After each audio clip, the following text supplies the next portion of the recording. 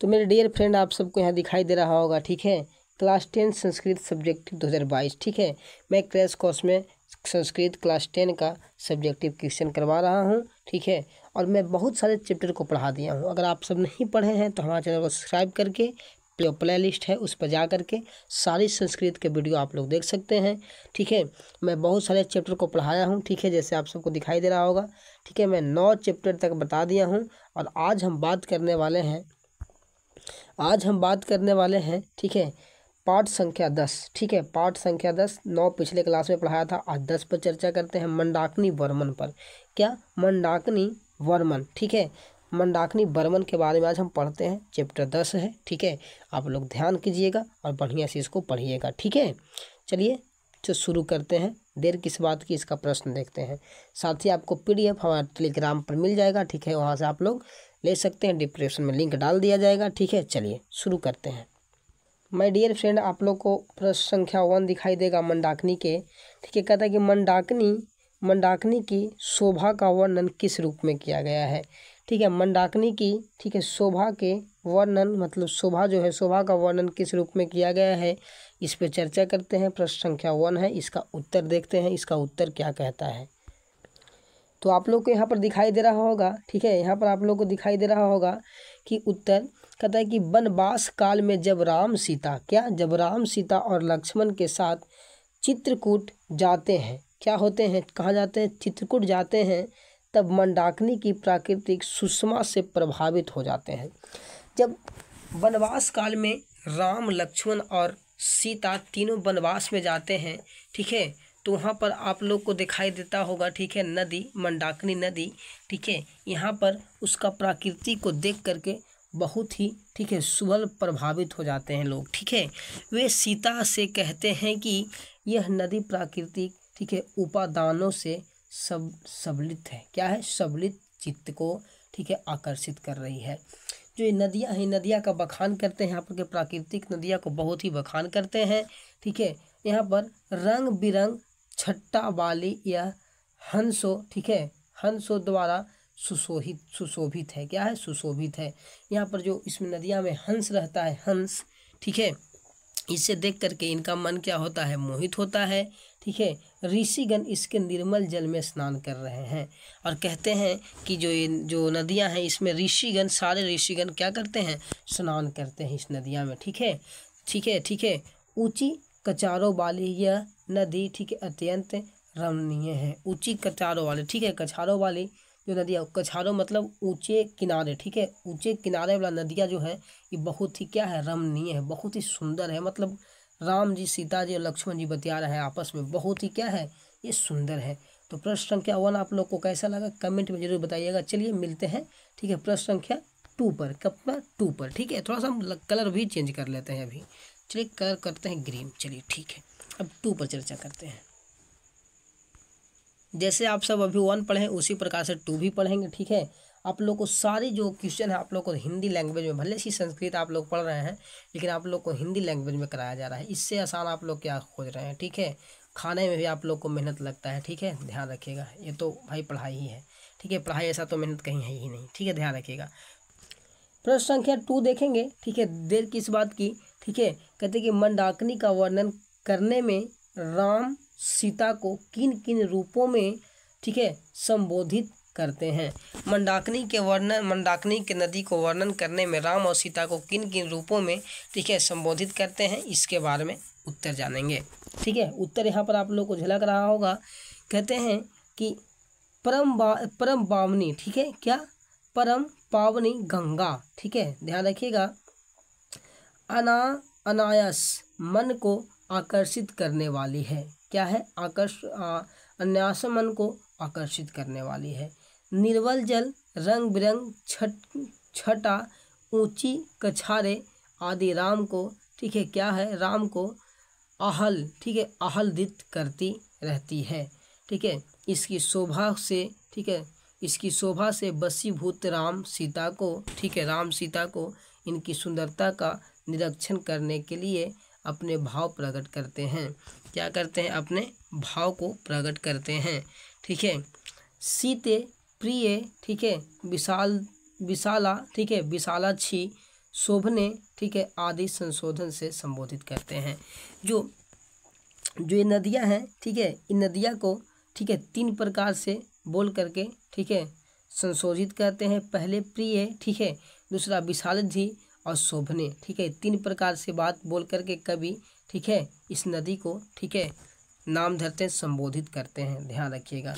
चलिए प्रश्न संख्या जो आप लोग को है 2 जो है बहुत ही बढ़िया से समझ में आया होगा, ठीक है। प्रश्न संख्या 3 पर चर्चा करते हैं, ठीक है, टाइम आप लोग को जाते नहीं लेते हुए, ठीक है, 3 पर चर्चा कर लेते हैं। तो प्रश्न संख्या आप सबके सामने 3 दिखाई दे रहा होगा। मंदाकिनी वर्मन पाठ का 5 वाक्यों में परिचय दें, ठीक है, कितने वाक्यों में? 5 वाक्यों में परिचय दें, ठीक है। चलिए आते हैं 3 नंबर प्रश्न उत्तर पर, ठीक है, सॉरी उत्तर पर।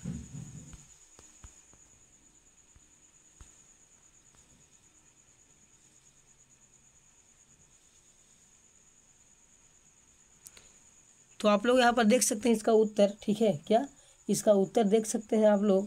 कहते हैं वाल्मीकि, ठीक है, वाल्मीकि रामायण के, ठीक है, अयोध्याकांड की सर्ग संख्या 95 से संकलित इस पाठ में चित्रकूट के निकट बहने वाली मंदाकिनी, ठीक है, का मंदाकिनी, ध्यान रखिएगा जरा आप लोग बढ़िया से इस चीज़ को, ठीक है, मंदाकिनी नामक छोटी नदी का वर्णन किया है, ठीक है। यहाँ पर नामक है, ठीक है, कटेगा थोड़ा सा, ठीक है, नामक है, ध्यान रखिएगा। यहाँ पर मंदाकिनी, ठीक है, मंदाकिनी, ठीक है, मंदाकिनी यहाँ पर देखिए, ध्यान रखिएगा, मंदाकिनी नामक छोटी नदी का वर्णन किया है, ध्यान रखिएगा आप लोग, ठीक है।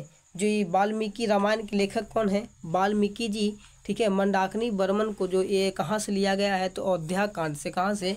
अयोध्या कांड के, ठीक है, 20 नंबर 95 से लिया गया है।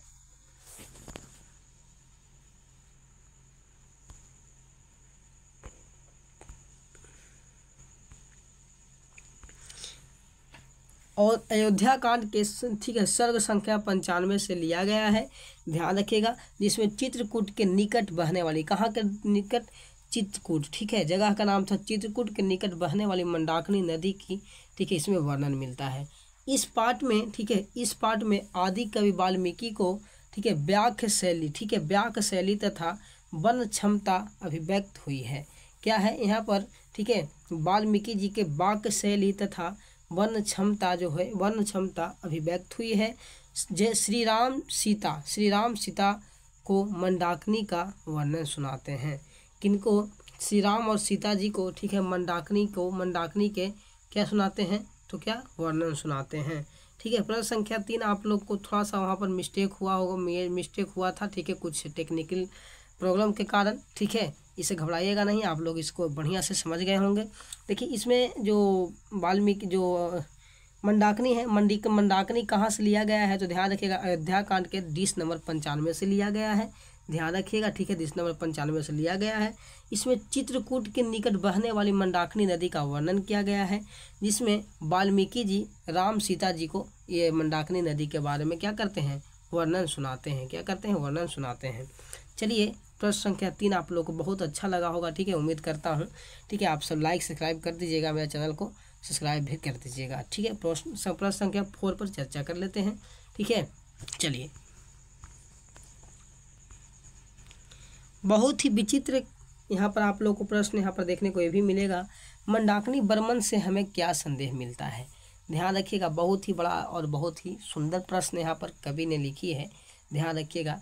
मंदाकिनी वर्मन महर्षि वाल्मीकि कृत रामायण के अयोध्या कांड के 95, ठीक है, 95, ठीक है, 95, ठीक है, सर्ग के से संकलित है। अभी पीछे भी बताया था कि जो मंदाकिनी वर्मन है वो रामायण के लेखक महावथी महर्षि वाल्मीकि ने, ठीक है, अयोध्या कांड से 95, मतलब 20 नंबर 95 से लिए हैं। इससे हमें यह संदेश मिलता है कि प्राकृतिक हमारे चित्त को हर लेती है। प्रकृति क्या करती है? हमारे चित्त को हर लेती है। अच्छा, आप लोग कहीं ऐसे जगह पर घूमने गए हैं जहाँ पर झील है, नदियाँ हैं या समुद्र है, आप लोग जाकर के वहाँ पर फील करते हैं, या फिर जंगल है, ठीक है, वहाँ पर आप जाकर के वहाँ फील कीजिएगा, लगेगा कि बहुत अच्छा, हमको शायद यहाँ पर घर रहता, ठीक है, हम यहीं सूते खाते, बहुत अच्छा लगता है ना। तो इस प्रकार से क्या करता है, जो प्राकृतिक है हमारे चित्त को क्या कर लेती है? हर लेती है। इससे पर्यावरण सुरक्षित रहता है, ठीक है, क्या रहता है? सुरक्षित रहता है। प्रकृति की शुद्धता के प्रति हमें, ठीक है, हमेशा ध्यान देना चाहिए। इस पाठ से हमें यही सीख मिलता है कि हम जहाँ भी जाते हैं वहाँ पर नदियाँ समुद्र रहता है, वन रहता है, तो हमको क्या होता है, वहाँ पर बहुत अच्छा मन लगता है। इसी से हम यहाँ से ये हम लोग को सीख मिलता है कि नदी, तालाब या फिर वन को हमको क्या करना चाहिए, तो सुरक्षा करना चाहिए। क्या करना चाहिए? सुरक्षा, यानी ध्यान देना चाहिए। तो प्रश्न संख्या 4 आप लोग को 4 कैसा लगा? यहाँ 5 लिखा, 4 कैसे लगा, ठीक है, कमेंट में बताइएगा। और आप कौन से झील में या कौन से आप नदी पे के पास घूमने गए हैं, जरा कमेंट में बताइएगा। प्रश्न संख्या 5 पर चर्चा करते हैं। प्रश्न संख्या 5 आप लोग देख सकते हैं, यहाँ से कोई किसी प्रकार के किसी को दिक्कत नहीं होगा, उम्मीद करता हूँ। कहता है कि 5 कहता है, 5 नंबर है, ध्यान रखिएगा। मनुष्य को प्राकृतिक से क्या लगाव रखना चाहिए? मनुष्य को प्राकृतिक से क्या लगाव रखना चाहिए, इस पर चर्चा करते हैं। उत्तर देखते हैं। इसका उत्तर आप लोग को सीधा मिलेगा, ठीक है, ध्यान रखिए, एकदम हिंदी के रूप में आप लोग को मिलेगा उत्तर। यहाँ पर देखिए बुल्लू से लिखा हुआ है, यहाँ पर गुलाबी से लिखा हुआ है। प्रकृति ही मनुष्य को पालती है। क्या करती है? प्रकृति ही मनुष्य को पालती है। अतएव प्रकृति को शुद्ध होना चाहिए। क्या होना चाहिए? शुद्ध होना चाहिए। यहाँ महर्षि वाल्मीकि प्रकृति के यथार्थ रूप का वर्णन करके मनुष्य को लगाव रखने का संदेश देते हैं।